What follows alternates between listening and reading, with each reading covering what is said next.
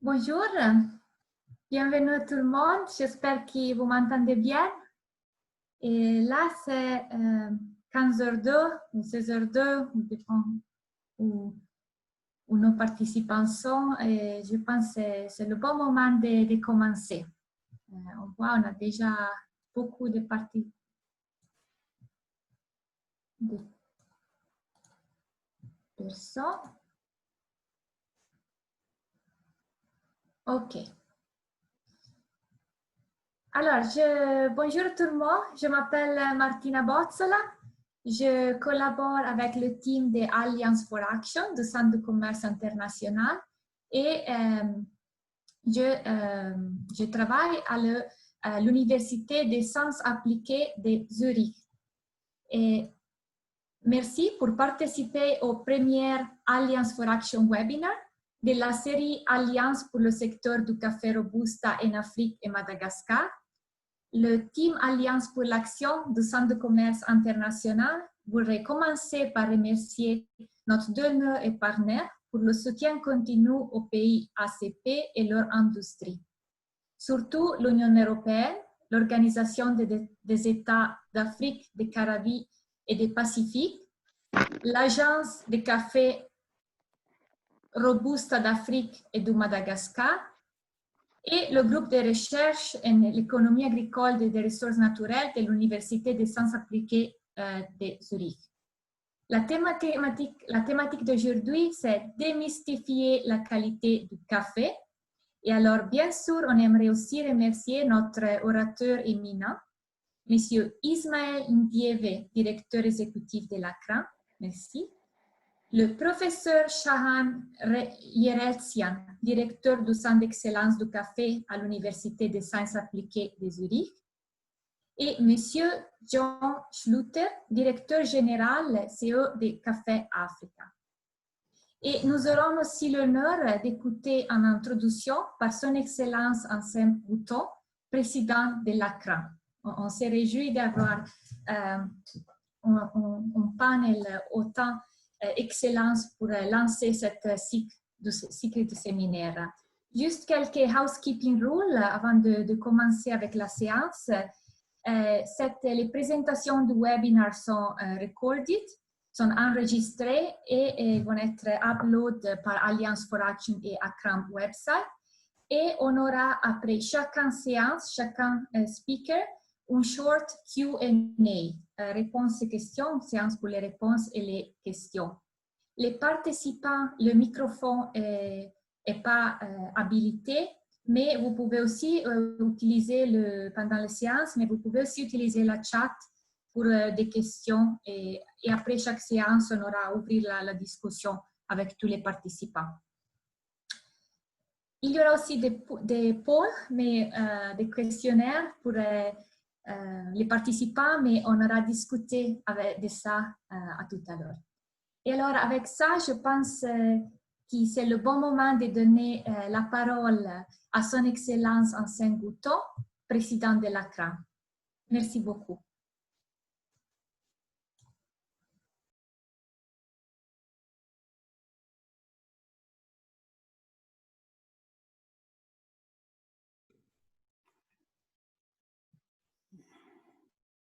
OK. OK. Bien, mais oui. Merci Martina pour cette belle introduction.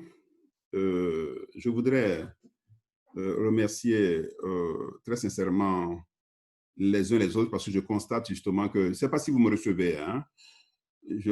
Bon, d'accord, merci. Je constate justement qu'il y a une très belle brochette de participants.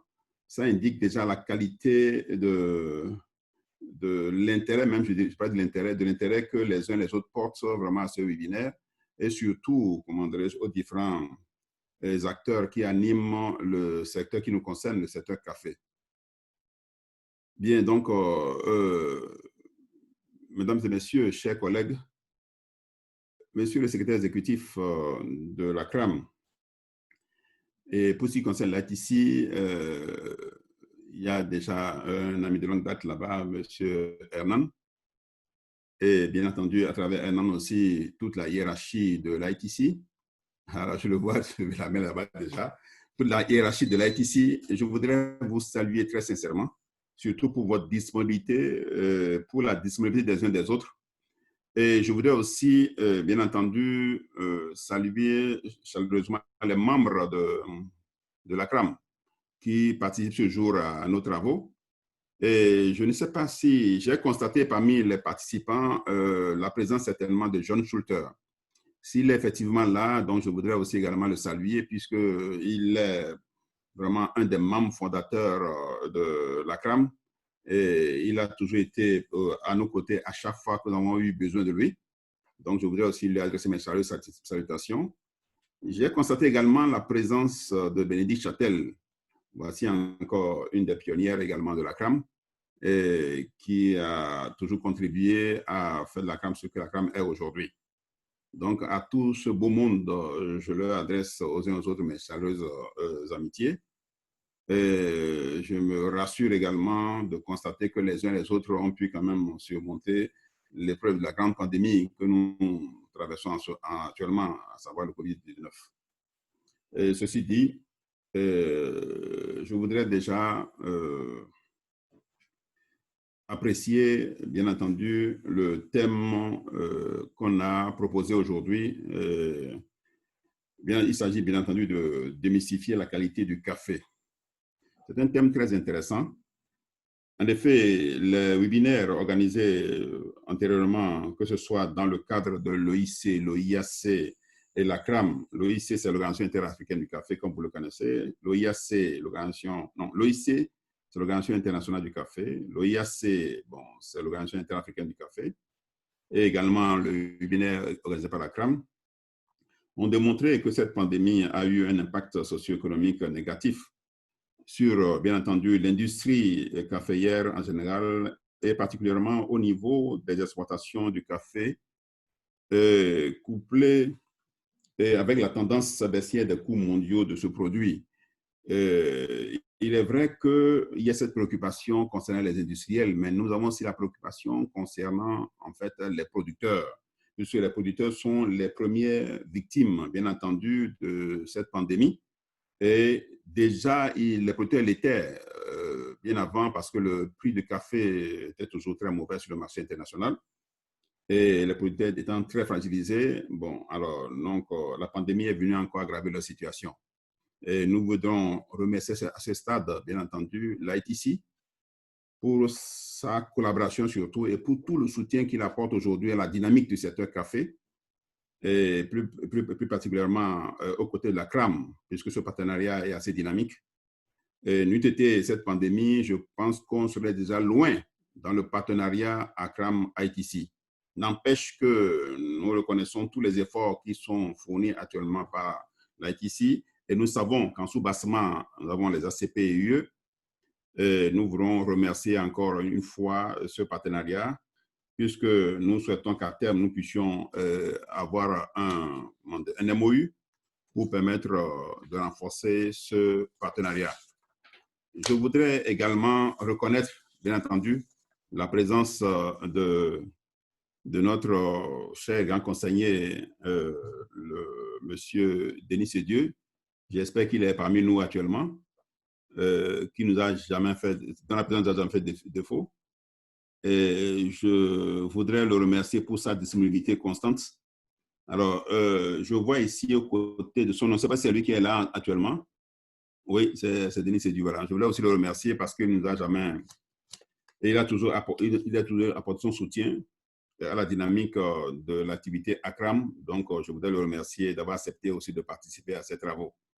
Donc, je ne voudrais pas trop m'attarder sur ces propos, mais je voudrais aussi vous confirmer, bien entendu, que nous avons maintenant un secrétariat exécutif. Et ce secrétariat exécutif, comme vous le savez, dirigé par un secrétaire exécutif en la personne d'Ismaël Ndjewe, qui réunit parfaitement toutes les conditions permettant vraiment d'asseoir définitivement et durablement la dynamique que nous recherchons, bien entendu, pour la CRAM. Donc, il est entièrement à votre disposition. Et ce serait intéressant que vous puissiez à chaque fois vraiment le consulter si nécessaire pour tout ce qu'il faut quand même pour continuer à œuvrer dans ce partenariat ITC-ACRAM, qui est un partenariat privilégié entre autres partenariats. Donc, voilà ce que j'ai voulu dire à ce stade de nos travaux. Et remercier encore tous les participants. Je rappelle, pour encore être plus précis, que le siège de l'ACRAM est bien entendu à Libreville. Et j'espère qu'au-delà après la traversée de la pandémie, nous aurons l'occasion d'organiser, bien entendu, des réunions au siège de l'ACRAM. En tout cas, ce sont mes voeux. Merci encore à tous les collègues ici présents. Merci également à tous les membres de l'ITC. Et merci aussi à la hiérarchie de l'ITC. Et à ce stade, je m'arrête pour retrocéder la parole à notre grande animatrice, Madame Martina. Merci encore.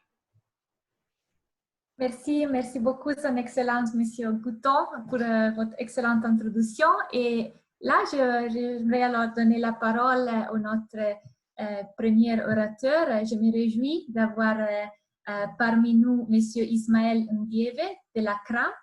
Et je dis tout à l'heure, je suis désolée si avec mon accent italien, je fais un peu le misspell de quelques noms. Vous pourriez m'excuser pour ça. Et Monsieur Ismaël Ndiéve, à vous la parole. Et je vais faire tout de suite le partage de votre présentation.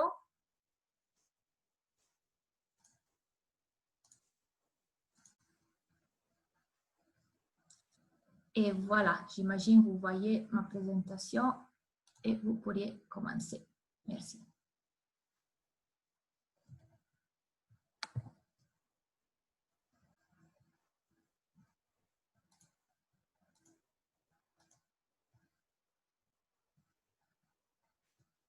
Monsieur Ismaël, je pense que vous êtes… Oui. Ah oui, super. C'est bon.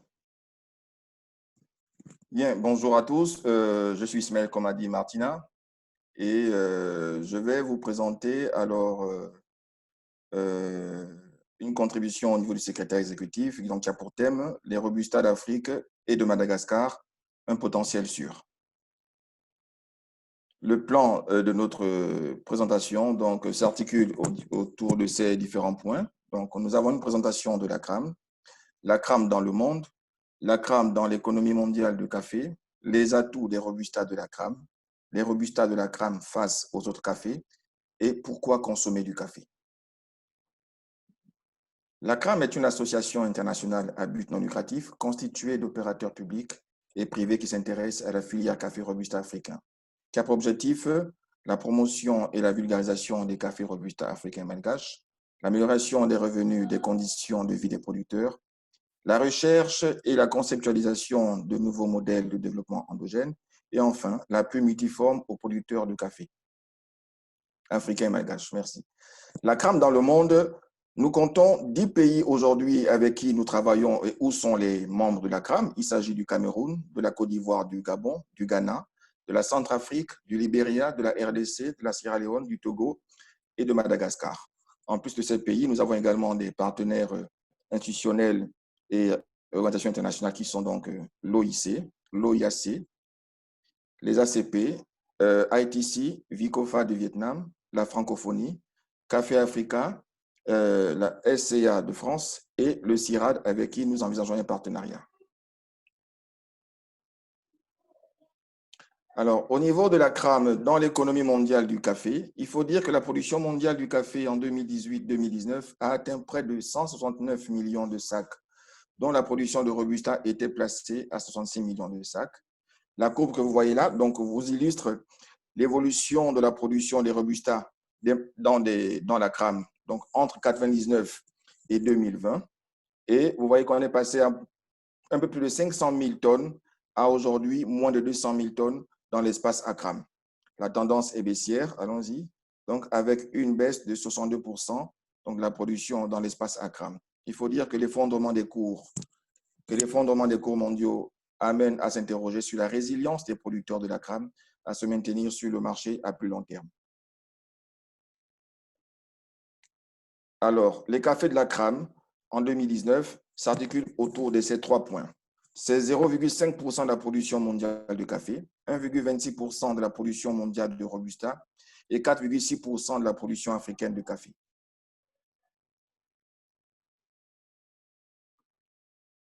Toujours dans l'économie mondiale du café, pour ce qui est des exportations, pour la campagne précédente, 109,41 millions de sacs de café ont été exportés, dont plus de 39 millions de sacs Robusta, soit 36%. La part de la crème représente seulement 2,21% du café exporté. La tendance, elle est là toujours sur 2 décennies, donc sur les dernières 20 ans passés. Là, on est passé de plus de 8 000 tonnes à moins de 3 000 tonnes. La tendance, donc, aujourd'hui, elle est baissière de 70%. Et pour ce qui est de la consommation intérieure des Robusta au niveau de la crème, il faut dire que sur le plan mondial, la consommation africaine de café pour la campagne précédente est estimée à 12 millions de sacs sur 164 millions de sacs consommés dans le monde, soit 7%. On voit ici que la crème, par contre, a une très bonne évolution de 127% sur les 20 dernières années, mais cela ne représente pas grand-chose parce que la crème aujourd'hui, c'est 0,6% de la consommation mondiale de café intérieur. Allons-y. Ce qui a amené alors l'OIC et l'OIAC à mettre en place le projet promotion de la consommation intérieure de café en Afrique, avec pour objectif accroître le volume de la consommation de café dans les pays membres de l'OIAC, libérer le potentiel du sous-secteur africain du café. Next. Assurer un marché stable pour le café africain et de contribuer à l'amélioration du niveau de vie dans les communautés rurales. Alors, quels sont les atouts des Robusta de la crème? Les atouts sont à 2 niveaux essentiellement. Il s'agit du terroir et des techniques culturelles. Alors, nous avons remarqué qu'avec l'exploitation de ces 2 atouts, nous avons des cafés Robusta qui ont des propriétés physico-chimiques et organoleptiques particuliers, et ce qui nous garantit donc un café de meilleure qualité. Ceci alors a amené la crème à pouvoir présenter ces cafés lors des présenter ces cafés lors des compétitions internationales. La crème donc a l'AFPA, l'Agence pour la valorisation des produits agricoles. C'est un concours des cafés Arabica et Robusta torréfiés à l'origine qui est mis en place depuis 2015. C'est 25 pays producteurs qui présentent 200 cafés venus d'horizons divers, donc d'Afrique, d'Amérique du Sud et d'Asie. Next. Et parmi ces 25 pays, la crème, donc, à travers la Côte d'Ivoire, le Cameroun, le Gabon, la RDC et le Togo. Depuis 2015, la crème a remporté le prix Gourmet d'Or, catégorie puissant amer, le prix Gourmet d'Or, catégorie rond équilibré, le prix Gourmet d'Or, catégorie puissant suave. Next. Le prix Excellence et... Back. Encore. Back. Voilà. La médaille d'honneur à la catégorie puissant amer, le prix Gourmet d'argent, catégorie puissant amer. Next. Alors, au regard de tous ces trophées, tous ces prix lors de ces concours, est-ce qu'il faut aujourd'hui dire que le Robusta sont-ils des cafés moins bons que les autres cafés ou les Arabica? Nous pensons que non. Donc, il faut que nous arrêtons cette conception que les gens ou les consommateurs se font des Robusta. Next. Et à l'autre question, est-ce que les Robusta sont-ils des cafés de mauvaise qualité? Nous disons aussi non. Tout est question donc de préparation, tout est question de suivi déjà en plantation et puis après post-récolte pour garantir au café un café de bonne qualité. Allons-y. Alors, nous disons alors que les Robusta de la crème mieux valorisés garantiraient donc un café de meilleure qualité qui n'aurait pas à rougir devant les autres cafés ou devant les autres Arabica. Alors, le café est-il mauvais pour la santé? Nous disons non, tout simplement parce que le café aujourd'hui, scientifiquement, la littérature scientifique nous dit que le café lutte contre la maladie d'Alzheimer, est un bon digestif, est un bon antalgique, est un neurotransmetteur, est un antioxydant, réduit les risques d'AVC, etc. Donc, à la suite de cela, nous vous invitons alors à regarder les publications du professeur Rodrigo, de la faculté de médecine de l'université de Coimbra au Portugal, qui a fait une publication sur les effets de la caféine sur les récepteurs neuronaux de l'adénosine A2A pour prévenir les troubles de l'humeur et de la mémoire déclenchés par le stress chronique. Vous avez les sources en bas. Et le professeur Jean-Marie Anzoua Kakou, qui est ivoirien, à l'université Félix Houphouët-Boigny est directeur médical et scientifique de l'Institut de cardiologie d'Abidjan, qui a animé une conférence à Abidjan, donc sur le café, les maladies cardiovasculaires et neurogénératives. Voilà, donc nous terminons donc par ce point en disant que le café donc, mérite tout à fait une meilleure considération et que nous devons arrêter les tabous sur le café en disant qu'il n'est pas bon pour la santé ou bien mais le café reste un élément incontournable pour la bonne santé, pour la lutte contre certaines maladies. Je vous remercie.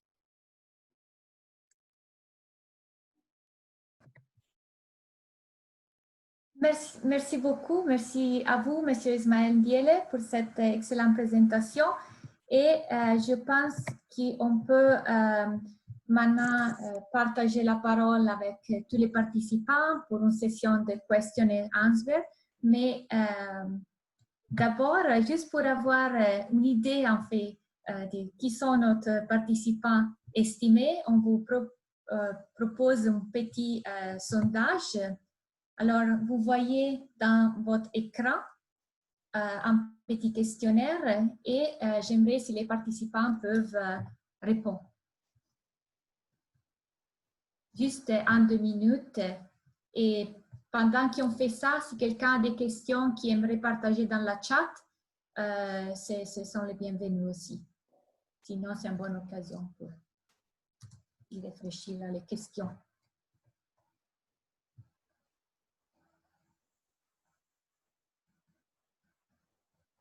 C'est super, je remercie. Je vois qu'il y a déjà moitié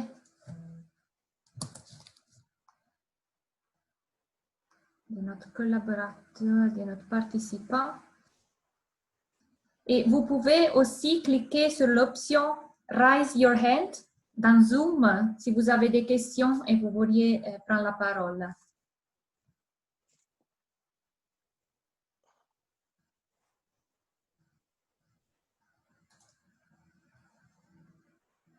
Super. Alors, là, on s'est ravis de voir la plupart, en fait, entre nous, entre les professionnels fournissant des services à l'industrie, mais chaque groupe de participants est bien représenté. Merci pour ça. Commençons maintenant la séance des questions. Est-ce qu'il y a des questions?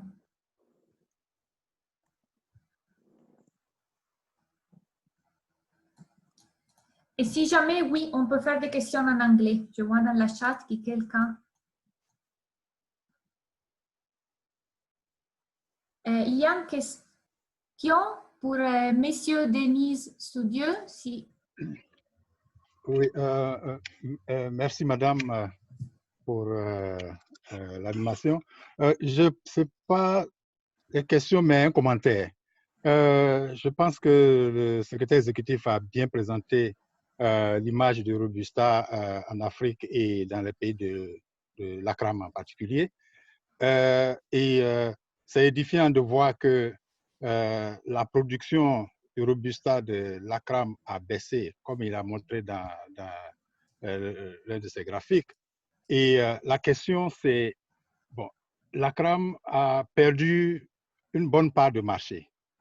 C'est ça que le café Robusta est apprécié. Il y a de cela, depuis le début des années 2000, il y a eu une étude, l'OIC avait parrainé une étude sur le marché européen pour voir la perception du Robusta par l'industrie et les consommateurs européens. Et je pense qu'il y a eu une bonne classification des caractéristiques.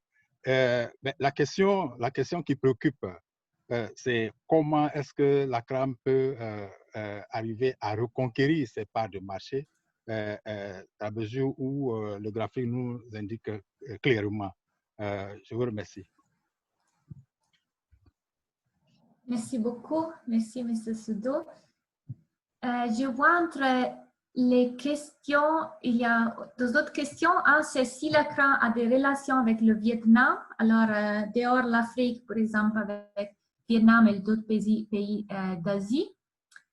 Et l'autre, c'est comment c'est la participation, comment on peut activer la participation pour participer au programme de la CRAM. OK.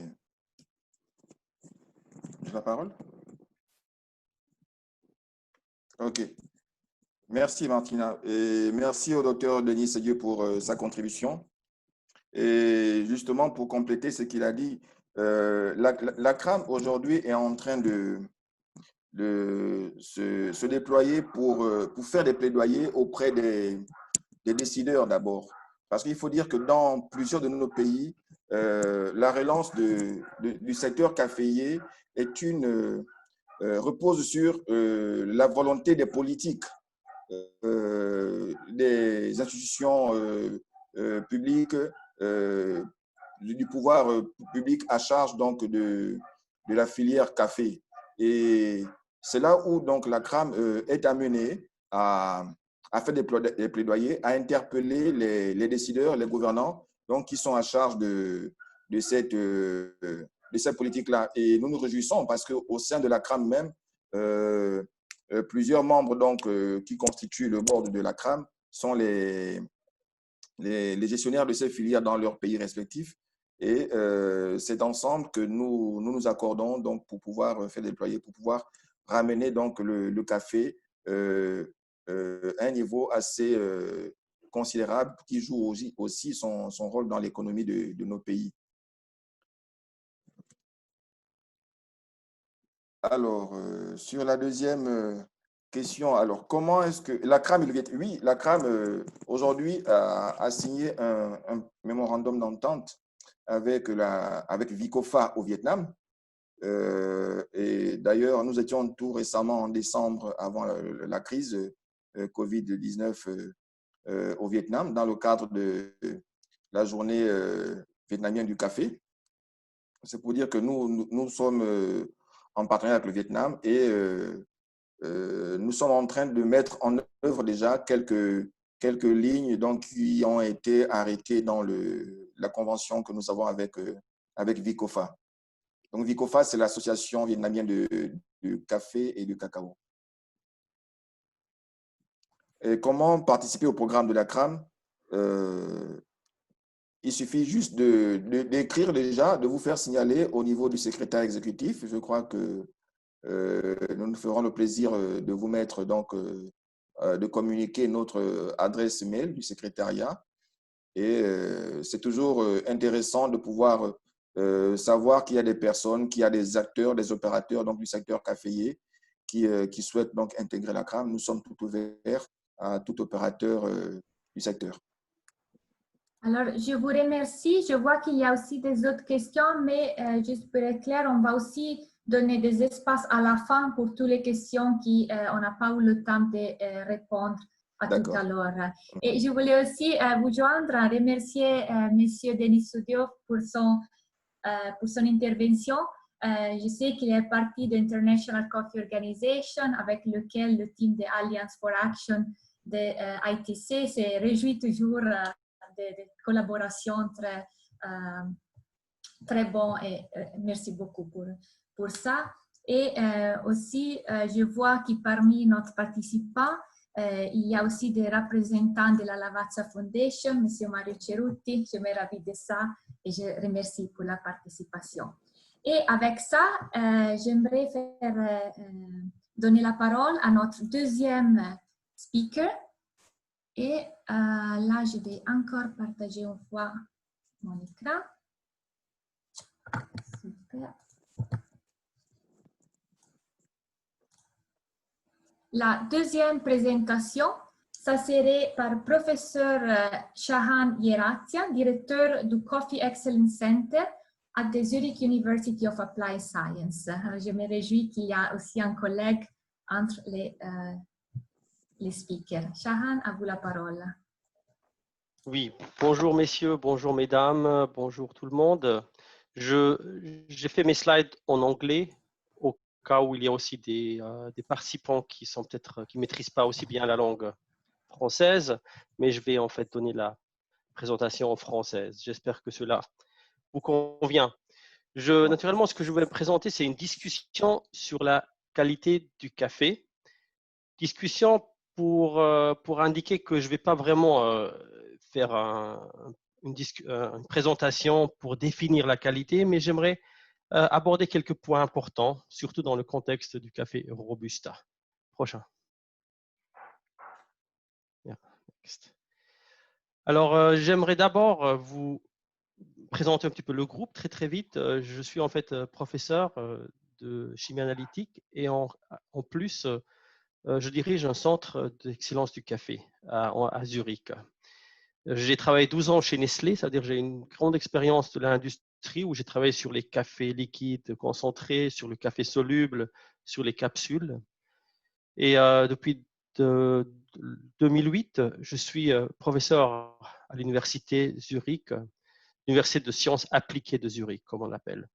Et j'ai travaillé très intensivement surtout avec le Specialty Coffee Association.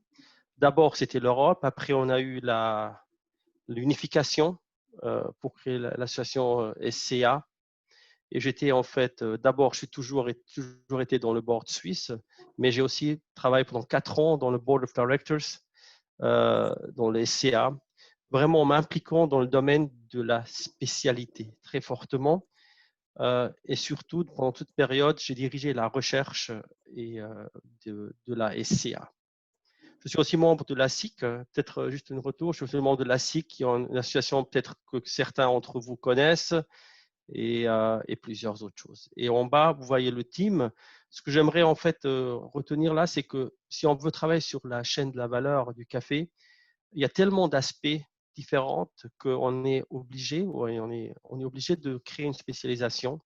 Et on a plusieurs divisions carrément qui traitent les différents aspects. L'origine, c'est le café vert.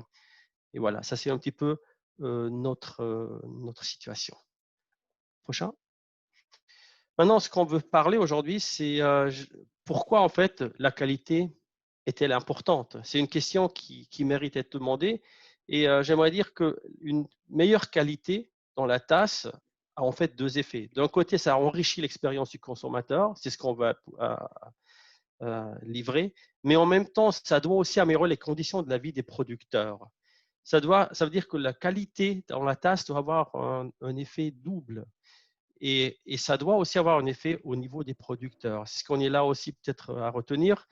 Et prochain, c'est en fait de créer et de soutenir une chaîne de la valeur du café qui est durable et rentable. C'est en fait, je pense que la qualité a une fonction dans ce sens que ça crée en fait une chaîne de valeur qui est durable dans le temps et qui est rentable pour tous les gens qui participent. Je dirais que c'est en fait le rôle et l'importance de la qualité du café. Ça doit être discuté dans ce terme. Prochain. Alors, si on discute où est-ce qu'on peut influencer la qualité, naturellement, le discours traditionnel, c'est à chaque étape, on peut faire quelque chose qui a un effet en fait sur la qualité finale du café. À chaque étape, il y a des éléments qu'on peut faire. Et je voulais juste aussi mentionner que dans la vie d'un café, les premières étapes, c'est un travail assez ardu et difficile qui prend 1 an. Et après, next, quand on arrive vers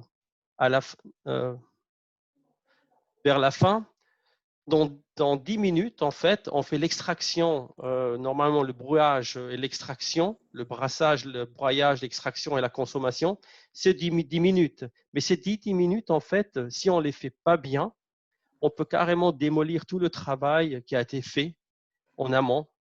La qualité de la tasse résulte en fait de toutes les étapes de la transformation, mais un mauvais broyage et l'extraction peuvent constamment affecter la qualité de la tasse. Et là, en fait, j'aimerais aussi mentionner la responsabilité des gens au bout de la chaîne de la valeur car ils tiennent en fait le contrôle de la qualité, mais en réalité, le travail qui mène à la qualité est fait bien à l'amont, bien à l'avant. Et dans ce sens-là, nous, on est conscients aussi dans les pays consommateurs de la responsabilité qu'on a envers tous les gens qui ont mis toute leur sueur et leur travail dans la qualité que nous, ou que les producteurs, que les consommateurs au bout de la chaîne peuvent facilement démolir s'ils ne maîtrisent pas les dernières étapes. Ça veut dire les dernières étapes sont très importantes également. Prochain. Maintenant, quand on retourne maintenant sur les pays producteurs, ce qui est en fait le domaine que j'aimerais discuter aussi un petit peu, on a les 3 premières étapes. J'aimerais le discuter en fait en fonction des délais qu'il faut investir pour faire la différence. D'abord, il y a l'histoire de la génétique. On peut changer les variétés qu'on a sur les champs. On peut apporter de nouvelles variétés, faire la recherche. Les améliorations dans ce domaine, d'une façon générale, je dirais, on ne peut pas les faire plus vite que 10 ans. Quand on va dans le domaine du farm management, c'est changer un petit peu la façon dont on fait la production de la récolte et tout.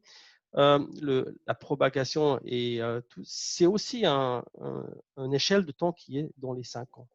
Par contre, tout ce qui touche après la récolte, tout le harvesting et le post-harvest management, je pense que c'est là où la plupart des producteurs peuvent avoir un impact le plus vite et aussi, je pense, le plus efficace. C'est d'introduire des best practices, c'est-à-dire des meilleures pratiques, mettre en place les meilleures pratiques, ils sont essentiels pour l'amélioration de la qualité et très probablement tout ce qui touche l'étape après la récolte et tous les aspects du post-harvest en touchant la germination, la fermentation et le séchage, c'est certainement les domaines importants, primaires à considérer dans les pays producteurs si on veut avoir des résultats dans un délai raisonnable, je dirais.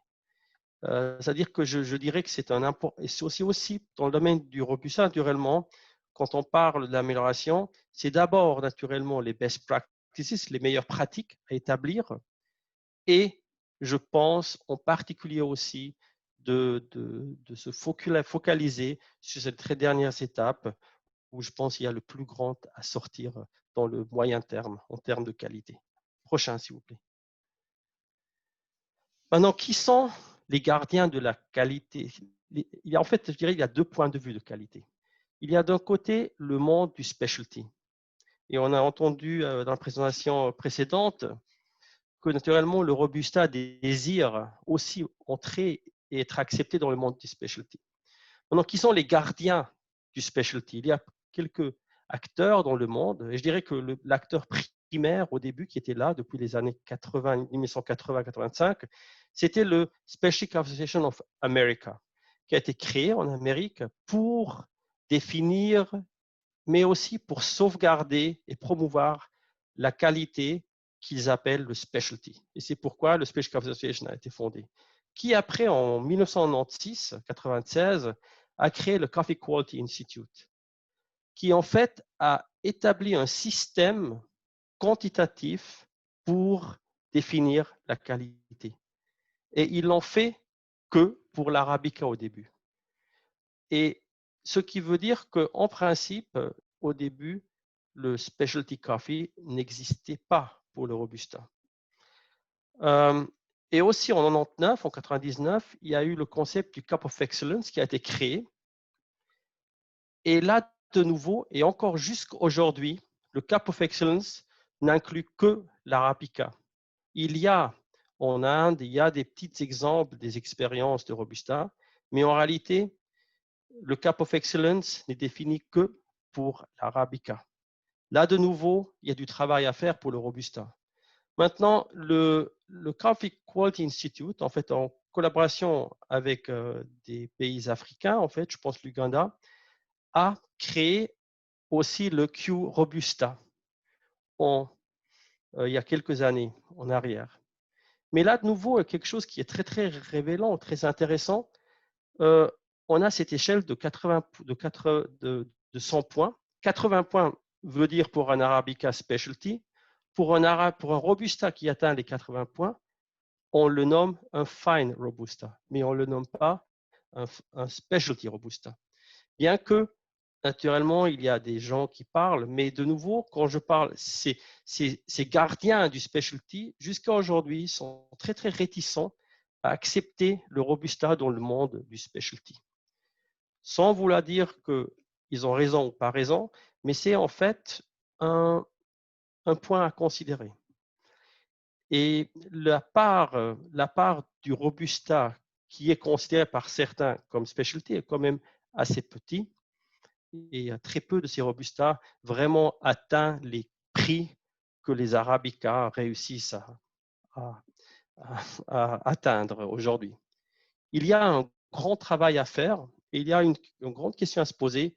Est-ce qu'on veut ça et comment est-ce qu'on veut atteindre si on veut rentrer dans le monde du specialty, comment le faire, comment l'accepter et comment discuter aussi avec ces institutions qui sont en fait les gardiens de specialty qui aujourd'hui en fait ont une certaine grande réticence, je dirais, pour accepter le Robusta dans le monde du specialty.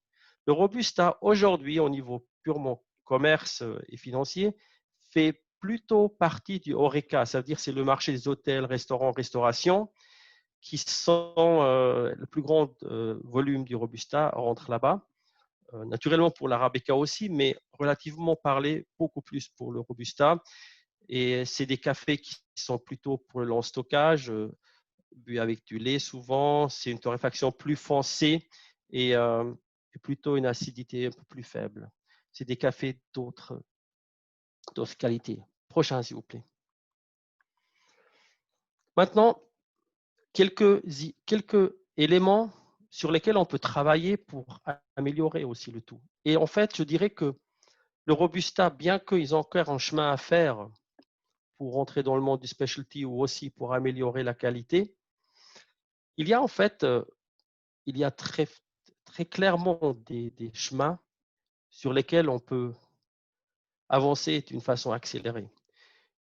Un problème dans la chaîne de valeur du café en général, ça c'est pas spécifique au Robusta, que c'est une chaîne de valeur très fragmentée. Qu'est-ce que je veux dire par là? Une tasse de café est le résultat de la contribution de plusieurs personnes venant des quatre coins du monde et contribuant. Ça veut dire qu'il y a beaucoup de gens, des gens qui ne se connaissent pas, et que le café passe de main en main et qui crée en fait une chaîne de valeur très fragmentée, beaucoup de nœuds et d'étapes multiples, une très faible coordination, des tampons multiples où des stocks sont créés, ce qui crée en fait perte de temps, d'énergie, de ressources et perte de qualité.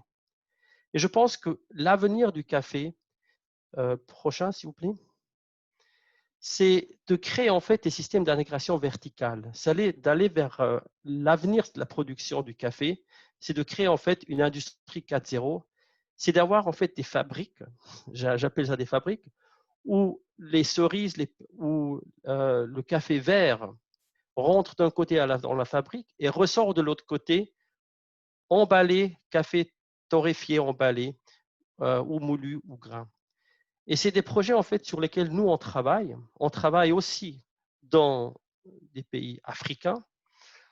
C'est de créer en fait ces systèmes d'intégration verticale maximale qui en même temps créent une possibilité de création de valeur dans les pays d'origine. Ça veut dire de garder la torréfaction et l'emballage dans les pays eux-mêmes.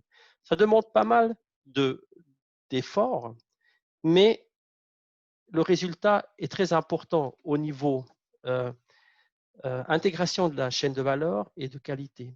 Ça crée de la transparence, la traçabilité, ça crée une très grande consistance, une cohérence de la qualité, parce qu'un des importants aspects de la qualité, c'est que tous les cafés qu'on produit soient de la même qualité, c'est-à-dire une certaine consistance. Ça réduit les coûts, ça améliore la qualité et la fraîcheur.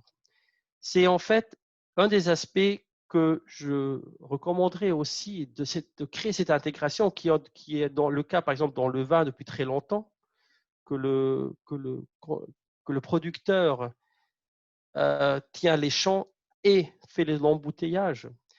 c'est un développement que je pense est en route, même si ce n'est pas visible, mais ça demande un soutien politique parce que ça demande des investissements qui ne sont pas faits s'il n'y a pas une certaine stabilité et une certaine confiance et un trust dans les systèmes politiques. Next, s'il vous plaît. Maintenant, j'aimerais vous montrer un petit peu les chaînes de valeur. Ça, c'est en fait une chaîne de valeur qui a été publiée très, très récemment par le SCA, Specialty Coffee Association. Au centre, oui, au centre, on a en fait la chaîne de la valeur du café classique et à la périphérie, on a les parties prenantes, les stakeholders. Et prochain. Et ça reflète en fait une chaîne de la valeur qui est du passé, à mon avis. Parce qu'on a export-import, on a en fait ces transitions import-export. C'est-à-dire que ça ne considère même pas l'aspect du marché indigène ou du marché du pays elle-même. C'est des valeurs. Il y a en fait, ce que j'aimerais dire, c'est qu'il y a besoin d'une révision. Prochain, s'il vous plaît. D'une révision, on a des choses qui sont faites dans les pays producteurs et, prochain, et d'autres choses qui sont faites dans les pays consommateurs. Cette vue binaire est, je pense, dépassée et surtout, il faut faire en sorte que ce soit dépassé. C'est aussi l'effort de tous les gens, tous les professionnels du café, qu'on réussisse maintenant d'avoir une nouvelle chaîne de valeur. Ça veut dire c'est de promouvoir la consommation locale, apporter une plus grande part de la valeur ajoutée dans les pays producteurs, promouvoir en fait aussi les programmes d'éducation des gens, c'est pour vraiment pouvoir mettre ça en place et créer créer de la valeur à travers certaines technologies que j'appelle la germination, la fermentation, le séchage et aussi la maîtrise de l'activité de l'eau. Et ça crée en fait, et de créer aussi une plus grande symétrie dans l'information. Parce qu'on observe aujourd'hui que l'information, plus on avance dans la chaîne de valeur, plus les gens ont un plus grand accès à l'information, plus ils ont un plus grand pouvoir. Et les gens, tout au début de la chaîne de valeur, malheureusement, ont très peu accès à l'information, ce qui crée en fait un manque d'impact et de pouvoir. C'est-à-dire qu'il faut aussi créer des systèmes d'information qui créent une symétrie d'information qui démocratiserait en fait la chaîne de la valeur. Et c'est en fait dans cette direction que j'appelle l'usine 4.0. Prochain, s'il vous plaît. Maintenant, j'aimerais prendre un aspect. J'ai mentionné un des éléments. J'aimerais maintenant montrer un petit peu une petite vue dans la recherche, aussi comment on peut le faire dans l'avenir. L'aspect de l'activité de l'eau. Je pense que beaucoup de gens connaissent cet élément et normalement, on le discute en relation avec la formation de moisissures dans le café qui, en fait, réduit la valeur et la durée de conservation. Mais en fait, il y a un élément autre très, très important aujourd'hui avec l'activité de l'eau dans le café, c'est en fait la formation de l'arôme pendant la torréfaction, un aspect qui est toujours négligé. Ce graphe-là, en fait, vous montre une statistique des water activities, des activités d'eau à travers 22 000 échantillons de café. Next, s'il vous plaît. On voit en fait que la moyenne est autour de 0,55 avec une distribution qui montre une certaine largeur. C'est des cafés de grand choix de café. Maintenant, il y a un élément qui est important. Dans tout le commerce du café, naturellement, on a un standard. On sèche le café à une activité d'eau autour de 0,55, c'est-à-dire un contenu d'eau qui est autour de 11-12%. Pourquoi? Parce qu'on veut réduire la formation de moisissures pour le stocker. Par contre, ça veut dire que c'est un standard. Mais ce standard, il est peut-être bien pour la formation de moisissures, mais il n'est pas du tout optimal, très probablement, pour la formation de l'arôme pendant la torréfaction. Parce que les réactions Maillard et les réactions pour créer les arômes ont besoin un petit peu d'eau, un petit peu plus d'humidité. Ça veut dire qu'on crée en fait un standard qui est bien pour le stockage, le transport, mais qui n'est pas forcément bien pour pour la formation de l'arôme pendant la torréfaction, tout simplement parce que les pays d'origine ne torréfient pas eux-mêmes, parce qu'ils doivent stabiliser le café avant le transport et créer après l'arôme dans d'autres pays. Si les pays producteurs pourraient torréfier directement après la récolte le café à des teneurs d'humidité plus haut, ils ouvriraient le potentiel que les pays consommateurs ne pourront pas, parce qu'ils pourraient torréfier à des teneurs d'humidité de 13, 14, qui créent de nouvelles arômes, des nouvelles profils, et qui créent en fait un marché qui est unique pour les pays producteurs. Et je pense que là, il y a un exemple. C'est de retenir un aspect de la chaîne de valeur, mais d'une façon qui n'est pas faisable dans les pays producteurs. Et il y a d'autres éléments comme ça que les pays producteurs, avec une certaine intelligence dans la modification de la chaîne de valeur, peuvent créer de la valeur qui n'est pas créable dans les pays producteurs. Je avance, s'il vous plaît. J'ai parlé de ça. On avance sur le prochain slide. Ça veut dire que normalement, quand on a le café, on le récolte à 50%. Après, on le sèche à autour de 12%. On l'exporte. On peut naturellement, maintenant, si on a un farm où on peut faire la torréfaction, on peut sécher à d'autres. Si on peut tout de suite torréfier pour naturellement prévenir la... Ou alors, ce qui peut... Nous, comme chercheurs dans les pays, on le rehumidifie et on les torréfie à d'autres teneurs d'humidité pour étudier. C'est le travail qu'on est en train de faire avec plusieurs sociétés et je pense qu'il y a un très grand potentiel pour les pays producteurs. Prochain, s'il vous plaît. Là, par exemple, des exemples de molécules. Je ne veux pas aller trop scientifique, mais quand on analyse le café, si on le torréfie à une teneur d'humidité plus haute, on observe que certaines molécules aromatiques sont plus intenses, plus concentrées, d'autres sont plus concentrées si la teneur est plus bas que 11% et qu'il y a des molécules qui ne changent pas. Il y a des changements de profil aromatique, c'est un potentiel. Prochain, s'il vous plaît. J'aimerais maintenant conclure en disant qu'il y a trois éléments, en fait. J'aimerais dire il y a trois messages et quelques petits messages à côté. C'est d'abord, il faut comprendre les matières premières. C'est le point de départ. Il faut comprendre les matières premières qu'on a. Il y a un élément d'éducation à faire pour partir des meilleures possibles matières premières. De l'autre côté, il faut aussi comprendre son client. Qu'est-ce que le client veut? Et surtout, je pense, dans le domaine du Robusta, il y a encore pas mal de recherches à faire pour comprendre les préférences des consommateurs pour mieux peut-être focaliser sur les besoins du consommateur. Et entre deux, naturellement, c'est là où nous, comme professionnels, on rentre, c'est de maîtriser toutes ces transformations. Comment connecter la matière première qu'on a au profil au profil cible qu'on aimerait ajouter. Je pense que c'est de ce domaine vert, la maîtrise de la transformation, il y a fortement un besoin de focaliser et de maîtriser ces éléments et de valoriser le Robusta pour aujourd'hui, mais naturellement, c'est aussi valable pour l'Arabica. J'aimerais vite résumer encore les autres points clés que j'ai mentionnés. J'ai discuté en fait, est-ce que le Robusta est spécialité, oui ou non? Une question qu'on peut se poser. J'ai répondu que les gardiens d'une notion specialty, pour le moment, plutôt réticents, mais le Robusta est en train de rentrer dans ce domaine. On a une chaîne de valeur qui est extrêmement fragmentée, une intégration verticale en intégrant aussi certains éléments de la chaîne de valeur qui sont normalement exportés. Très important, c'est d'aller vers l'industrie 4.0. Promouvoir la consommation locale et l'éducation, créer de la valeur ajoutée dans le pays et de faire de la recherche, comme j'ai montré peut-être dans le domaine de l'activité de l'eau.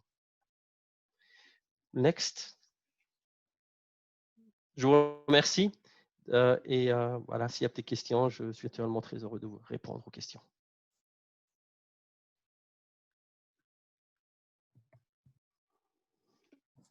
Alors, merci beaucoup à vous, professeur Yerazian, du Centre d'Excellence, du Coffee Excellence Center at Zurich University of Applied Science. C'était une présentation excellente et j'aimerais ouvrir la parole aux participants. Peut-être pour donner le temps d'écrire des commentaires sur la chat si quelqu'un veut ou prendre la parole, il y a l'option Raise Your Hand dans Zoom. Je vais lancer juste vite un nouveau pool sur la qualité. Alors, j'inviterai les participants d'avoir une option interactive et de donner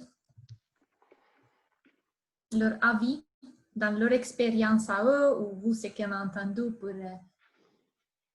par rapport à quelle étape, selon les participants, c'est la plus difficile en termes de perte de qualité par rapport à l'expérience personnelle ou à ce qu'on a entendu dans la chaîne de valeur.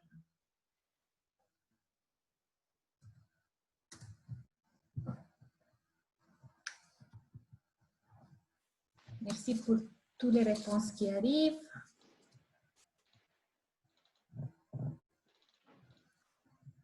Pendant qu'on fait ça, professeur Yerazian, il peut aussi regarder un peu les questions. Je vois qu'on a une audience bien interactive et je me réjouis.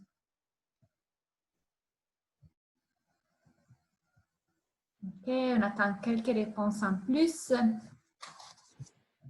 Avant, je me réjouis aussi de voir que parmi notre participants, on a aussi des participants des pays anglophones, membres ou pas de la CRAM.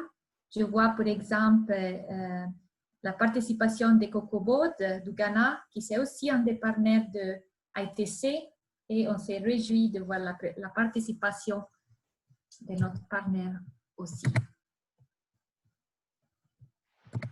Et là, un petit snapshot. Merci à ceux qui ont donné les réponses et on voit un peu les réponses qu'ils ont données nos participants par rapport à la phase plus difficile. Et on a vu que la majorité des personnes a dit la transformation, récolte et récolte, c'est un challenge particulièrement dur. Et avec ça, j'aimerais donner la parole à M. Denis Sodieu. Je vois que vous avez demandé la parole. À vous.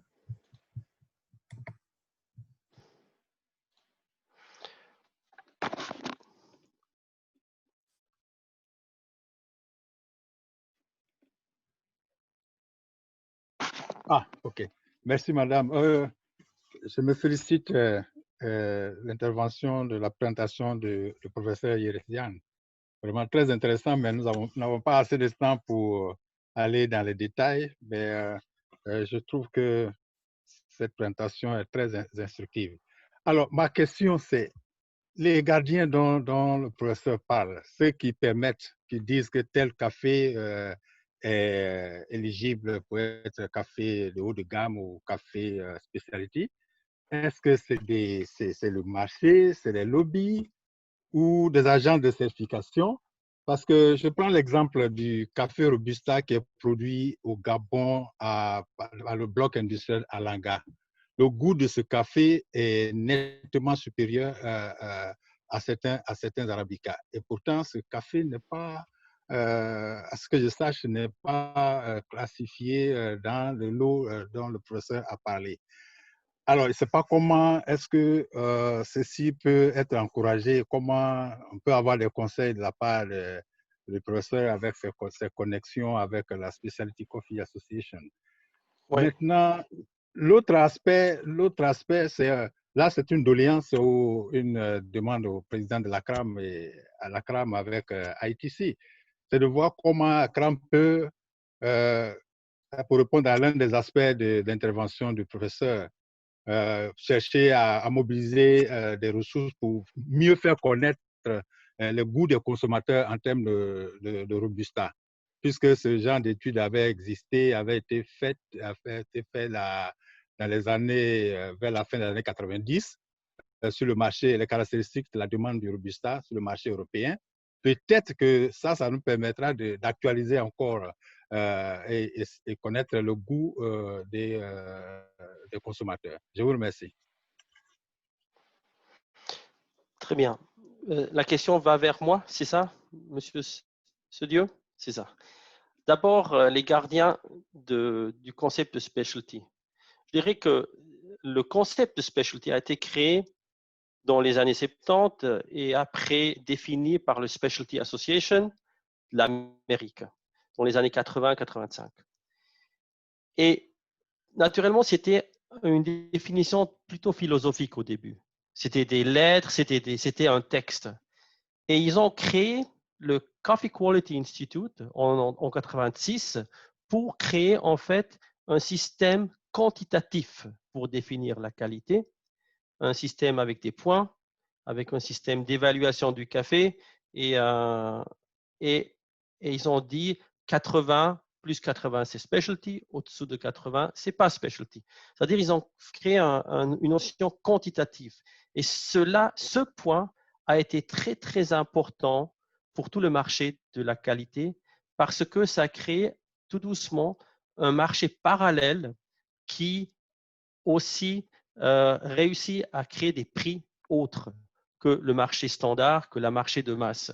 Et ils sont pas, ces cafés ne sont pas vendus sur le marché standard, le C-market comme on l'appelle. À travers c'est-à-dire le Coffee Quality Institute et le Q-Grading Concept a vraiment fait une différence. Naturellement, et après ils ont reconnu que le Robusta a aussi de la qualité, mais ils n'ont pas fait l'étape pour le définir comme un specialty, mais ils l'appellent le fine Robusta, pas le specialty Robusta. Et là, il y a naturellement, je pense, il y a pas mal de jeux politiques, mais au début, les gens dans le Robusta étaient tellement heureux d'être déjà reconnus dans le concept du Q-grading qu'ils n'ont pas, et encore toujours, ne s'opposent pas à ce concept. Et je pense qu'il y a aussi une réalité derrière. Le Robusta a encore un effort à faire pour être. Par contre, il y a certains Robusta, et il n'y en a pas beaucoup en Afrique. Il y a aussi les Robusta en Inde, en Asie, en Indonésie, il y a d'autres Robusta qui réussissent de plus en plus maintenant à rentrer dans le domaine du specialty. Il y a beaucoup de gens, je vois aussi des gens qui sont maintenant à cette conférence, qui reconnaissent le Robusta comme specialty.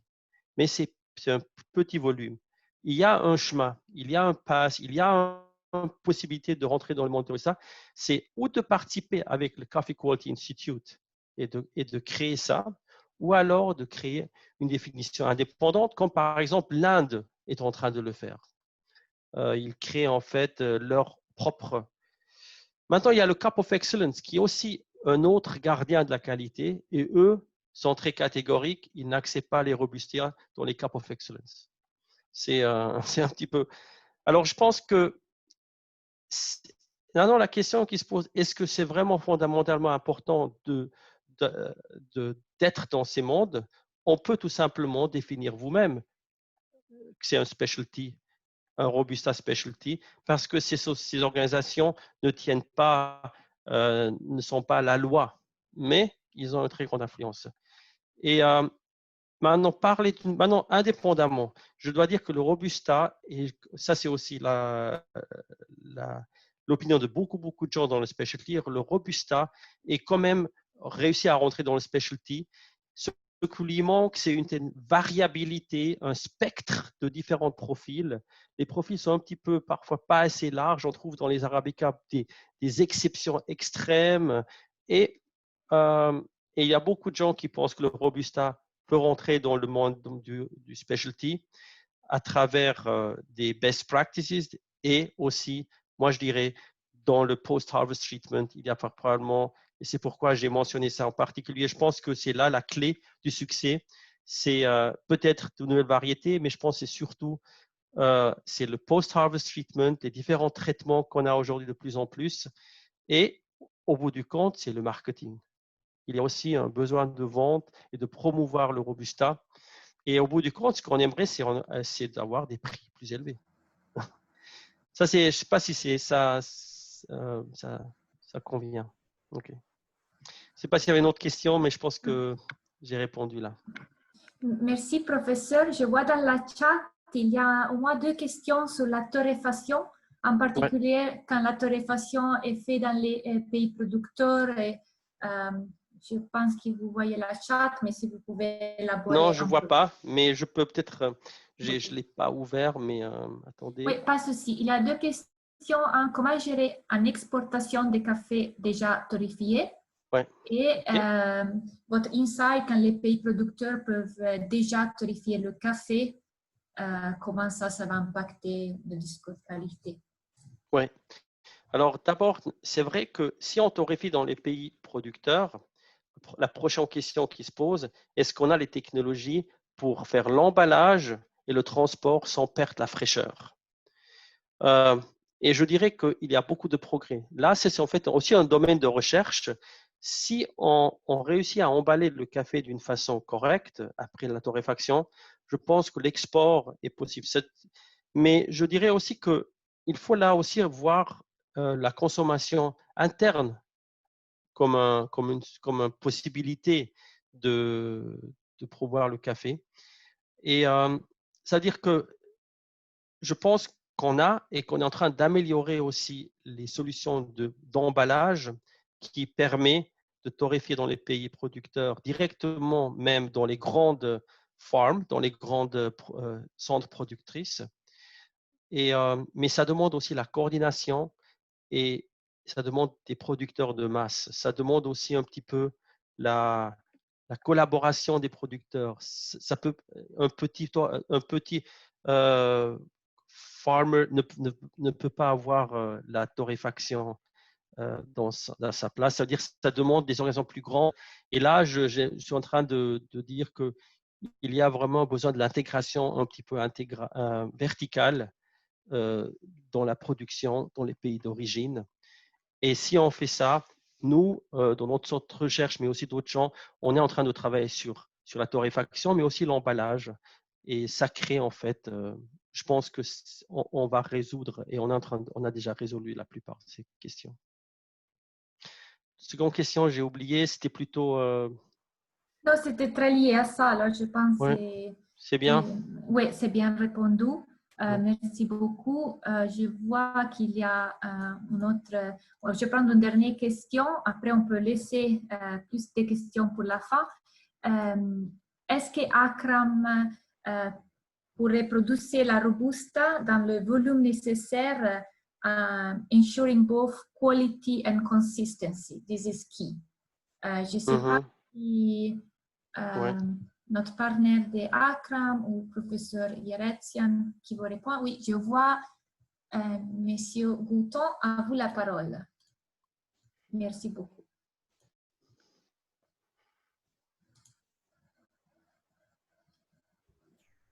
Ouais. Oui, je voudrais remercier le professeur pour vraiment sa très bonne présentation parce qu'on comprend qu'il a une expertise en matière et la dynamique a été ici très intéressante dans la production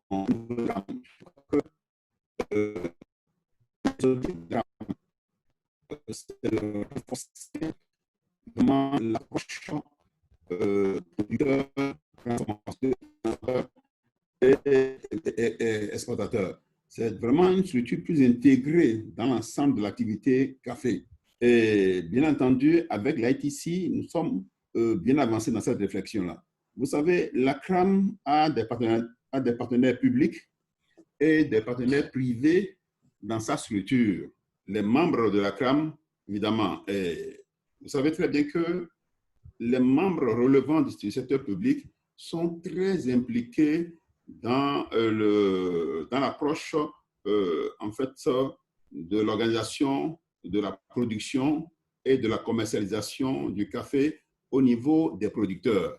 Puisque même durant cette pandémie-là, les pays membres de la CRAM, en fait, ou les membres de la CRAM, si je vais être plus précis, ont beaucoup accompagné, bien entendu, ces producteurs pour leur permettre de surmonter cette période difficile que nous traversons actuellement. Et je vous donnerai un exemple. Par exemple, quand je prends l'exemple du Togo, bon, c'est le CCFCC qui est membre de la CRAM. Et entre autres, il y a aussi le CICC, donc l'interprofession, et le comité de coordination qui chapeaute en fait toute la filière café et cacao.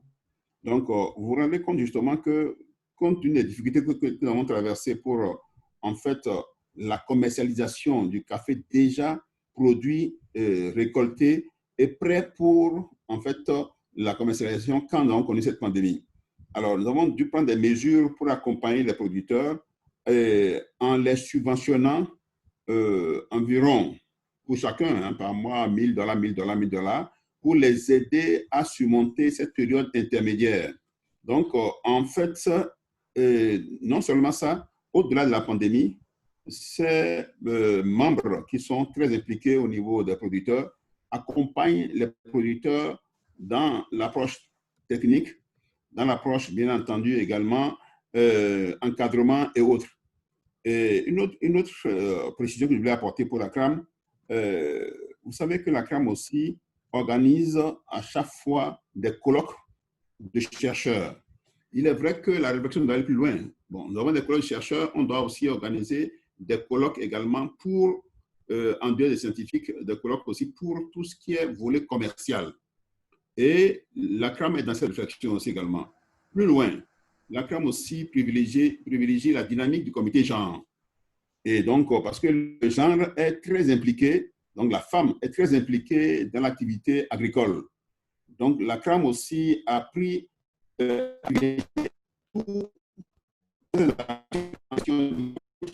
le régime. Il y a la production,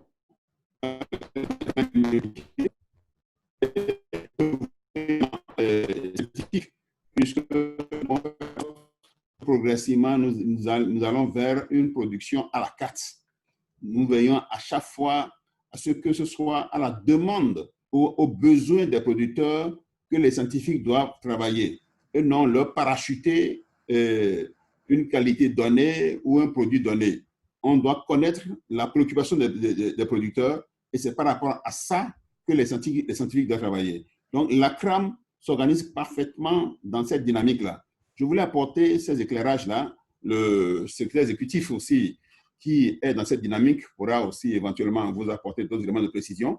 Mais dans les échanges que nous aurons dans les jours à venir ou dans les mois à venir, en multipliant les webinaires, parce que nous sommes dans une période de vacances déjà, et je remercie l'ITC d'avoir quand même pu accepter de prendre l'initiative de nous accompagner pour ce webinaire. Donc, nous espérons aussi qu'à la rentrée, nous puissions continuer à développer ces genres d'échanges pour permettre de connaître l'évolution de ce qui se fait au niveau de la CRAM. Et ce qui nous intéresse surtout, c'est les structures intégrées, puisque le professeur a développé vraiment assez d'éléments permettant de rappeler l'intérêt d'avoir une structure intégrée Et pour nous, c'est vrai, la CRAM aussi maintenant a pris en main tout le volet consommation aujourd'hui, comment on peut promouvoir la consommation. Voilà ce que je peux dire à ce stade de nos discussions et laisser la possibilité peut-être aux autres aussi s'ils veulent intervenir pour apporter d'autres éclairages. Mais je voulais rappeler les objectifs de la CRAM qui vraiment, en fait, prend en compte toutes ces préoccupations qui sont exprimées actuellement et tout le développement fait par le professeur nous intéresse et nous pensons que dans les jours à venir, nous allons certainement le solliciter suffisamment pour nous apporter son soutien à travers l'ITC. Merci beaucoup. Merci beaucoup pour votre intervention, M. Coutu, et pour votre éclairage, culturellement, qui est pour moi très important parce que, comme vous le dites, vous voyez la situation réelle et moi, je le vois de distance, naturellement. Merci beaucoup. Merci, professeur Yeratian de Zurich University of Applied Science. Merci, M. Gouton. Et en fait, cette discussion sur les volumes nous amène bien à la troisième et dernière présentation. On s'est réjoui d'avoir parmi nous M. John Schluter, CEO de Café Africa. Je vais partager mon écran et sa présentation tout de suite. Super. Et John, à vous la parole. Merci. Merci bien, Martina. Je dois mettre en marche ma vidéo. Voilà. Alors, bonjour à tous et à toutes. Voilà, ça marche. C'est un plaisir de participer dans ce webinaire et je dois remercier la CRAM et ITC de m'avoir invité. En fait, j'étais à Libreville lors de la création de la CRAM. Je serai court car je vois que le temps court assez vite. On n'a pas beaucoup de temps. Je suis le prochain, s'il vous plaît. Je suis plutôt optimiste dans le café que pessimiste et j'aime bien commencer par les bonnes nouvelles. Et je pense qu'on peut se reconnaître qu'il y a un accroissement de la demande mondiale en café, notamment dans les pays émergents. C'est là où la croissance de la demande est plus importante. Et notamment l'accroissement en Robusta. Attendez, s'il vous plaît, dernier. En Robusta, car les pays émergents passent souvent par la consommation du café soluble et les cafés qui sont moins chers. Donc, c'est le Robusta qui remplit la tâche. Et nous avons le fait que la qualité intrinsèque de notre café Robusta africain est bonne, ce qui nous donne la possibilité de faire du café par la voie sèche, par la voie humide, qui ouvre toutes sortes de possibilités de marché. En plus, les perspectives climatiques sont favorables pour notre coin de l'Afrique et je pense que c'est quelque chose, un élément très important lorsqu'on regarde l'avenir à long terme de café Robusta. Le prochain, s'il vous plaît. Le problème, les défis que nous avons en tant que producteurs de Robusta et parmi les pays membres de la CRAM, c'est notamment le prix du cacao par rapport au prix du café. C'est depuis, dans les années 70-80, le café et le cacao se trouvaient plus ou moins sur les mêmes niveaux. Mais depuis début de ce siècle, le cacao a dépassé largement le prix du café, ce qui nous a compliqué la vie du fait que le cacao est moins compliqué pour le planteur à produire et ça donne plus de revenus. À court terme, en plus, c'est difficile pour le café Robusta du fait que le Brésil, qui produit maintenant plus de 20 millions de sacs de Robusta Conilon, a fait une dévaluation de leur monnaie depuis l'année dernière d'environ 25%, qui rend le café Conilon, Robusta Conilon du Brésil, très bon marché, qui met beaucoup de pression sur le marché interne de Londres. Prochain, s'il vous plaît. Mais nous avons d'autres défis et je pense que c'est un peu le désengagement politique des producteurs, des pays producteurs et le manque d'investissement depuis les derniers 20 ans. On a vécu un moment très difficile sur le marché de café, notamment de Robusta, début de 2002, 2001, 2002, 2003. On était tombé à $400 la tonne du café rendu Europe, ce qui n'était pas possible pour les producteurs. Aujourd'hui, c'est difficile à $1000, 1200. Mais ça a beaucoup découragé la filière en Afrique. En même temps, il y avait ce désengagement des gouvernements vers des autres cultures pérennes, que ce soit l'huile de palme ou bien le cacao ou bien les produits minéraux ou bien pétroliers. Il y a aussi une surproduction qui risque de continuer encore 2-3 ans, qui fait qu'il y a toujours une pression sur le marché au niveau des prix. Et puis maintenant, nous avons la pandémie qui risque de mettre pression sur le PIB global. Et l'OIC estime que 1% de baisse de PIB global diminue la consommation de presque la même chose en café.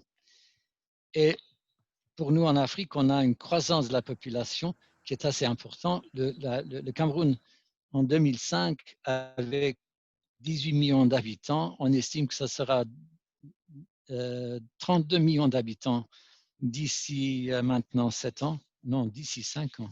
Le temps passe vite.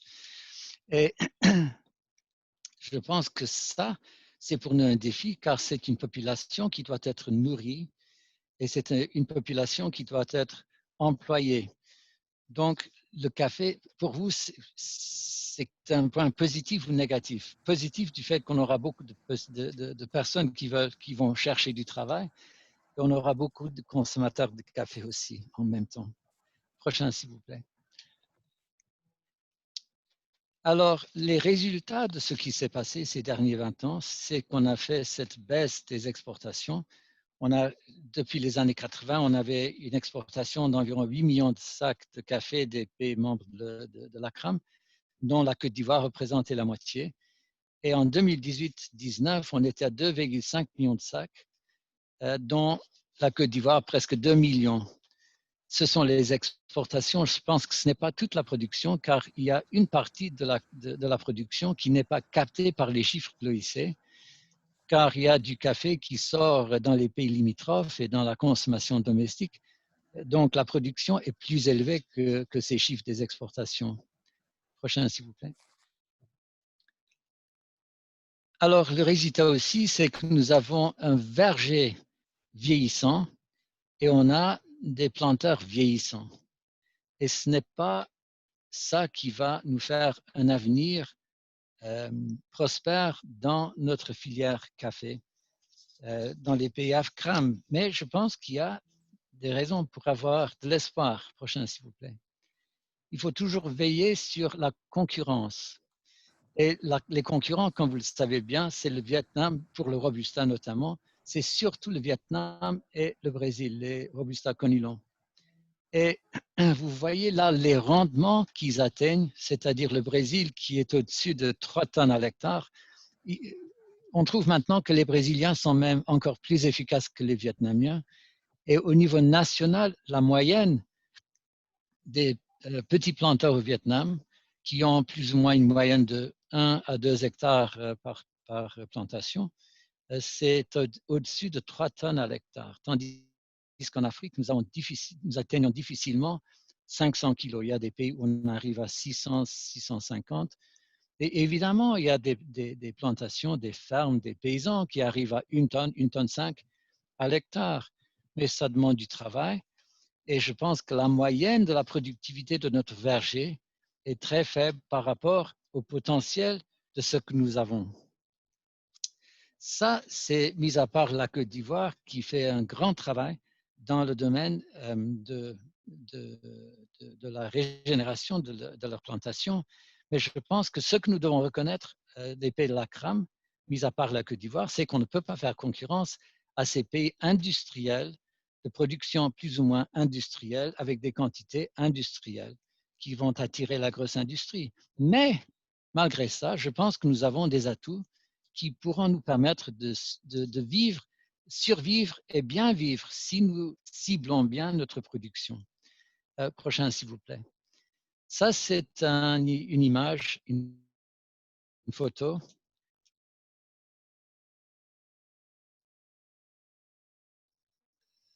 D'un pied de café Conilon au Brésil. Et vous voyez le rendement que ça donne. Je pense que si nos caféiers dans les pays producteurs ACRAM ressemblaient à ce caféier, même les jeunes s'y intéresseraient. Car les jeunes s'intéressent à une occupation bénéfique. Ils veulent tous partir en ville, à la capitale, être mototaxi ou quelque chose comme ça. Mais évidemment, si vous avez des rendements pareils, ça vous permet d'envisager l'amélioration de la production et de la qualité. Je ne suis pas, moi, prochain s'il vous plaît, je ne suis pas moi agronome, je ne suis pas torréfacteur, je ne suis pas scientifique, je suis du domaine du commerce de café. J'ai commencé comme exportateur et puis après j'étais négociant en Europe. Et on a toujours dit dans le négoce, dans le commerce, que la qualité du café dépend 40% du champ, c'est-à-dire la recherche, les variétés productives, résistantes aux maladies et la sécheresse, les bonnes pratiques agricoles, l'entretien du sol, et puis la récolte, la cueillette, les cerises mûres, le traitement post-récolte, et puis l'exportation. Et depuis les 20 dernières années, je pense que la majorité des investissements ont été faites en aval, c'est-à-dire vers les exportations, les 20%. Et on a oublié un peu le champ et la cueillette et le traitement post-récolte. Prochain, s'il vous plaît. Donc, si nous allons cibler la qualité, nous devons commencer par le champ, c'est-à-dire les bonnes pratiques agricoles, la vulgarisation, la formation des vulgarisateurs et de créer un programme de régénération, de réhabilitation des plantations. On a fait en Ouganda et en Tanzanie non, pas encore, le matériel de vulgarisation qui sont ciblés pour les agronomes, pour les former et pour les permettre de bien former les planteurs en matière de l'agriculture, de la culture du café. Car nous avons constaté que beaucoup des agronomes n'avaient pas la spécialisation, les connaissances en matière de café. Ils étaient plutôt généralistes et beaucoup plus focalisés sur les produits vivriers. Et l'amélioration de la productivité assure une amélioration de la qualité et aussi de la durabilité. Pourquoi insister sur la productivité avant de parler qualité? Pour moi, parler de la qualité, on a besoin du secteur privé. Et si on n'a pas les volumes de café pour rentabiliser l'investissement du secteur privé, on n'aura pas la possibilité et la capacité de produire la qualité. Donc, après le champ, il vient le niveau de la cueillette et le traitement post-récolte. Prochain, s'il vous plaît. Et on voit, on cueille beaucoup de cerises qui ne sont pas mûres et on se pose la question pourquoi? Et souvent, c'est une question de besoin d'argent dans les foyers au village. On a besoin des soins médicaux, de scolarité des enfants. On a le risque de vol du produit qui est encore dans les champs, ou bien tout simplement, les planteurs ne savent pas que s'ils attendent que les cerises soient rouges, que les cerises soient mûres, ils auront un gain de plus ou moins 25% du poids de la cerise. Et pourquoi un séchage par terre? Ce sont des photos que j'ai prises il y a quelques années dans divers pays membres de la CRAM. Je pense que si vous produisez 100 kg, 200 kg, 300 kg de baies sèches, vous n'avez pas la possibilité de vous permettre d'acheter les équipements pour bien sécher le café correctement sur les bâches ou bien les clés de séchage. Et puis, pour la qualité, prochain s'il vous plaît, n'oublions pas la dégustation. On a fait une tournée au Cameroun il y a quelques années où on a fait la dégustation avec les exportateurs et les fonctionnaires, les membres de l'Office national du Minader, et ils n'avaient jamais dégusté le café Robusta. Ce qui est fait par les laboratoires de l'État ou bien des exportateurs, bien que c'est parfois rare dans les pays producteurs de Robusta qu'ils fassent la dégustation du produit. Mais et puis après, on a fait chez les producteurs et ils étaient vraiment impressionnés de pouvoir déguster leur café. Et je pense que ça commence à rentrer beaucoup plus dans les idées des producteurs que le café, c'est un produit à la consommation, dont la qualité est très importante. Alors, prochain, s'il vous plaît. La question, c'est le suivant. Comment passer de ceci à une productivité et qualité améliorée? C'est un chemin qui dure 24 à 36, pas encore s'il vous plaît. C'est un chemin non, pas encore. Voilà. C'est un chemin qui dure 24 à 30 mois, où on peut changer complètement la situation avec le recépage, avec remplir les trous, les lacunes dans les plantations avec des meilleures variétés. Mais la grande question, c'est le suivant. Qui fait quoi? Qui prend la responsabilité pour quelle partie de ce changement? Qui va faire la recherche? Qui va faire la multiplication dans les pépinières? Qui doit faire la vulgarisation? Qui va faire la formation des agronome? Qui va faire la formation des planteurs? Qui va donner les équipements pour le séchage aux planteurs? Qui va s'occuper du traitement post-récolte par la voie sèche ou bien la voie humide de manière propre et moderne? Qui fait quoi? Et je pense que l'important sera de définir les responsabilités pour aller de l'avant vers une productivité supérieure qui permettra la production d'une qualité qui conviendra au marché. Alors, prochain s'il vous plaît. Et j'ai regardé la question comment avancer et je l'ai mis sur 3 titres. La responsabilité de la CRAM, la responsabilité au niveau national et la responsabilité au niveau secteur privé.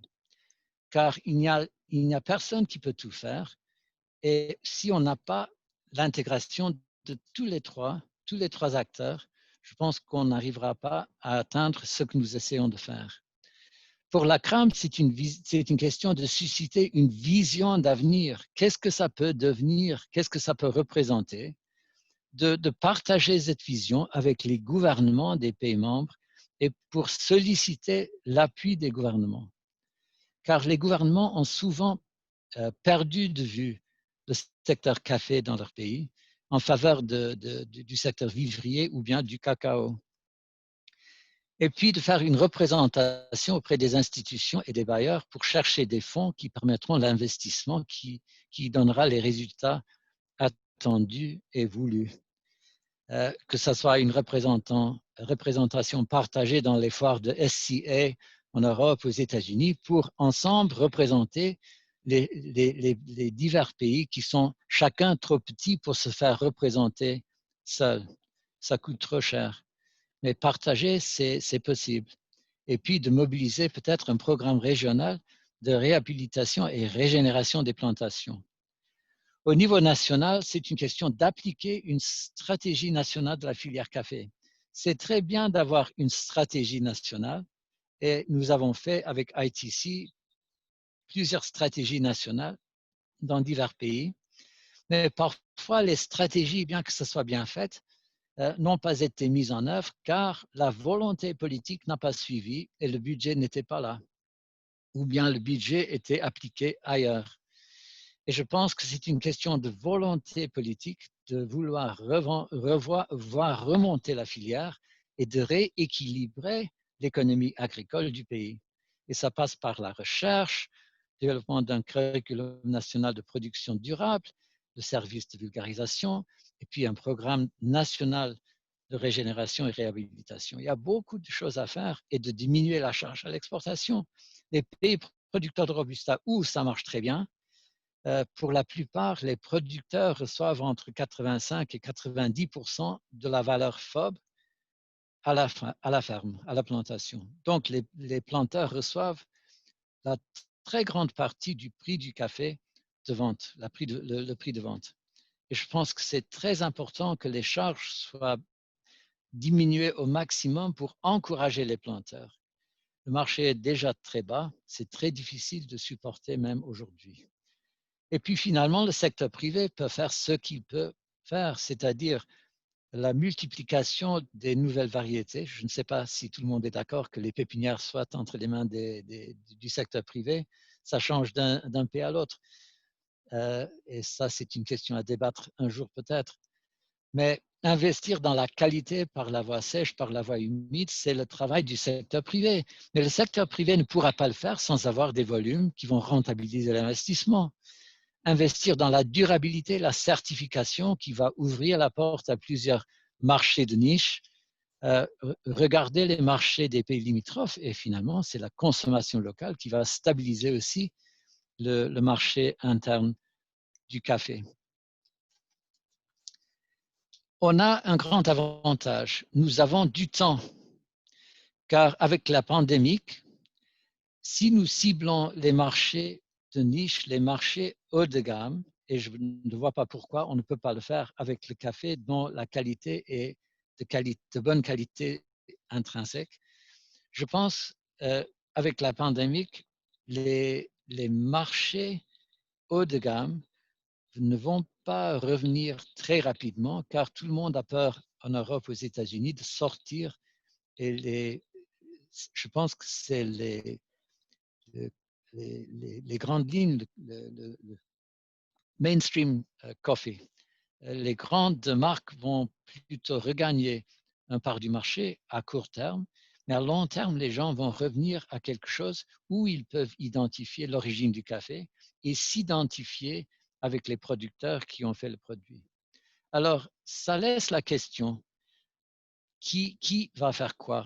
Notre responsabilité, à mon avis, c'est d'appuyer les planteurs pour assurer une productivité qui permettra de produire de la qualité. Et c'est à vous, chacun qui participe dans ce webinaire, de voir quelle est votre part de responsabilité pour atteindre ces objectifs.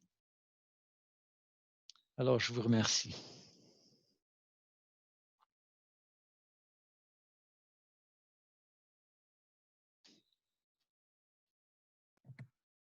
Merci beaucoup à vous, monsieur Schluter de Coffee Africa. On se réjouit vraiment des niveaux excellents de toutes les trois présentations. On a eu un peu un overview des importantes questions des volumes, mais aussi des autres questions très importantes au niveau aussi de income, de qualité pour tous les acteurs dans la chaîne des valeurs et de distribution des valeurs et comment la qualité peut aider. Et on a touché aussi dans des questions comme la diversification et l'addition des valeurs qui sont au cœur aussi du travail de l'ATC. On a du temps, on a encore quelques minutes, peut-être on va prendre deux questions pour M. Schluter. Et je dois dire que je me ravis parce que je vois dans la chat qu'on a une participation très active. Alors, laissez-moi rassurer les participants qu'on ne va pas finir ici. On est de retour mercredi prochain avec le deuxième webinaire. Et on espère que toutes les questions qui ne sont pas touchées aujourd'hui, on aura le temps, les prochaines séances, de continuer cette super conversation. Je regarde un peu les commentaires. Il y a un commentaire qui... Je vois, il y a une question concernant une certification sous-régionale pour la CRAM. Je pense que c'est une question difficile à répondre. C'est une question qui pouvait être discutée parmi les membres de la CRAM. Je pense que c'est une question au niveau national de voir si les pays individuels veulent faire quelque chose dans ce sens ou bien s'ils veulent se mettre ensemble pour avoir quelque chose de la CRAM sous-régionale. Je pense qu'il y aurait une possibilité de faire ça, mais l'important sera d'assurer que ça soit quelque chose de valable, quelque chose qui est reconnu et qui porte une valeur réelle sur le marché international. Je vous remercie beaucoup.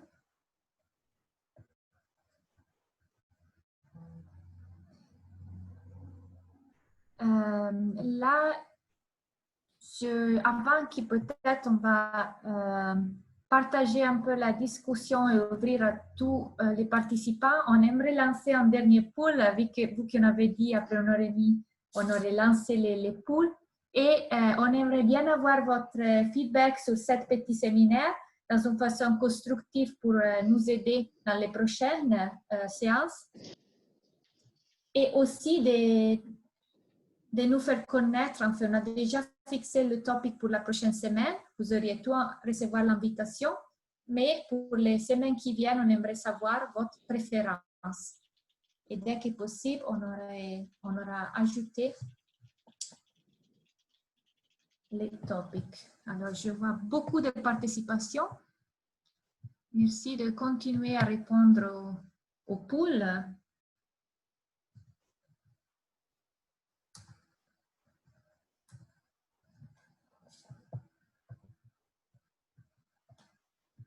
Wow. Merci. Encore 2 minutes. Je vois pendant que les gens répondent, il y a aussi une question sur l'image de Robusta Robusta et sa promotion au niveau des producteurs et des consommateurs. Ça, c'est aussi une question qui aura touché dans les prochaines semaines. Et là, c'est une overview des résultats. Merci, monsieur, à tous pour répondre. Merci pour le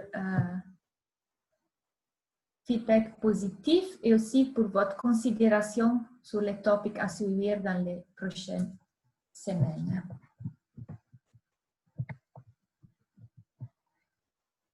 Alors là, on a bien dépassé l'heure à disposition. Alors, j'aimerais quand même remercier tous les participants, notre 3 speakers de très, très haut niveau, chaque présentation. Je vois dans la chat qui vraiment on a engagé tous les participants dans une discussion très productive et on a touché plein des aspects intéressants et importants.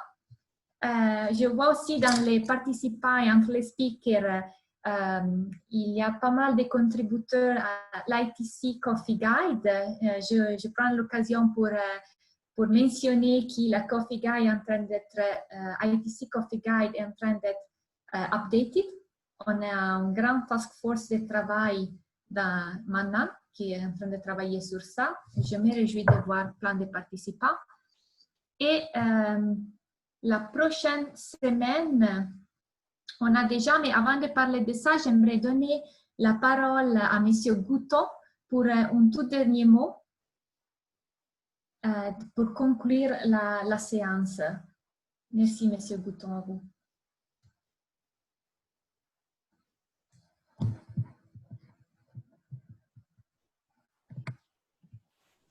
Bien, je voudrais surtout remercier d'abord Mme Martina pour avoir bien coordonné, bien animé ce bien.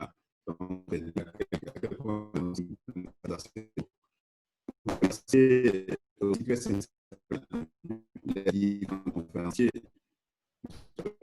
des conférenciers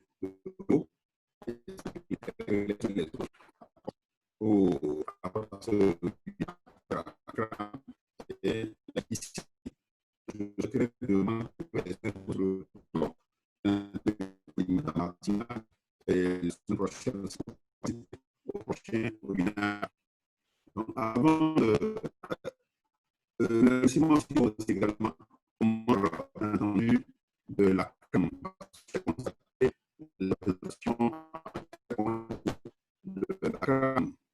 à travers la Côte d'Ivoire, le Cameroun, le Congo et le Gabon, bien entendu, le Togo, bon, un serviteur.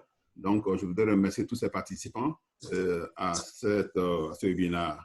Donc, pour terminer, permettez-moi, ce serait malheureusement une triste nouvelle, mais vous savez, les bonnes nouvelles et les nouvelles difficiles vivent de pair. C'est comme le jour et la nuit, donc on ne peut pas quand même s'en passer. Malheureusement, nous avons un cas de détresse. Il s'agit du père de notre secrétaire exécutif en personne de Ndiéwé, Ismaël, qui a perdu son père aujourd'hui même, ce matin même. Et malgré la disparition brutale de son père, il n'a pas manqué d'organiser ou de co-organiser ce webinaire. Donc, ce n'est pas aussi facile puisque tirailler entre les contraintes familiales, vous connaissez bien les contraintes chez nous en Afrique, ce n'est pas évident. Et quand on a un fils encore assez responsable, il est très, très sollicité et malgré tout, il a réussi à concilier les travaux de la CRAM avec les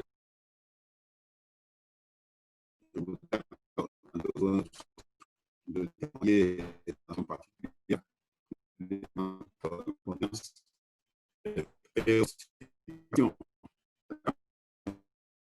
je dois de le faire, mais je sollicite aussi des autres en fait de manifester aussi quand même cette compassion. Voilà ce que je voulais dire à la fin et renouveler encore mes remerciements à tous les membres de l'ITC et aussi bien entendu John Shooter que ça fait un moment que je ne l'ai pas vu, mais il est toujours très actif, très, très disponible pour la CRAM. Je le remercie beaucoup. Je remercie aussi Hernan et toute la hiérarchie de l'ITC. Et je vous souhaite alors une très bonne soirée et à très bientôt. Merci encore. Et encore toutes nos condoléances à notre secrétaire exécutif, Ismaël Ndiaye. Merci, Martina. Merci, Monsieur Bouton. Et au nom de tout le team, on partage avec vous le sentiment et on remercie particulièrement Monsieur Ismaël Ndiaye. Merci, on apprécie encore plus votre commitment et ce que vous avez fait.